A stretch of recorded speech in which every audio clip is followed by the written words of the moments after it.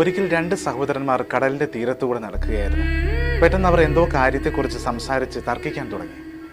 പെട്ടെന്ന് മൂത്ത സഹോദരൻ അനിയന്റെ മുഖത്തടിച്ചു. പക്ഷേ അനിയൻ ഒന്നും മിണ്ടിയില്ല. പകരം മണലിൽ എഴുതി, ഇന്ന് എൻ്റെ ചേട്ടൻ എന്നെ അടിച്ചു. മറ്റൊരു ദിവസം രണ്ടാളും കൂടെ കടൽ തീരത്തുകൂടെ നടക്കുകയായിരുന്നു.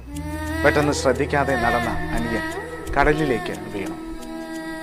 ചേട്ടൻ കടലിലേക്ക് എടുത്തു ചാടി അവനെ രക്ഷിച്ചു. ഇപ്രാവശ്യം അനിയൻ കല്ലിന്റെ പുറത്ത് എഴുതി, ഇന്നെൻ്റെ ചേട്ടൻ എന്നെ രക്ഷിച്ചു.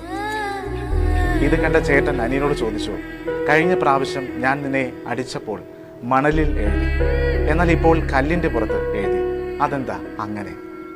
അനിയൻ പറഞ്ഞു, നമ്മെ ആരെങ്കിലും വേദനിപ്പിച്ചാൽ അത് മണലിൽ എഴുതണം, കാരണം അത് പെട്ടെന്ന് മാഞ്ഞു പോകും. അതുപോലെ നമുക്ക് ആരെങ്കിലും നല്ലത് ചെയ്താൽ അത് കല്ലിൽ എഴുതണം, അതൊരിക്കലും മാഞ്ഞു പോകരുത്. മണ്ണിൽ നിന്നായാലും മനസ്സിൽ നിന്നായാലും.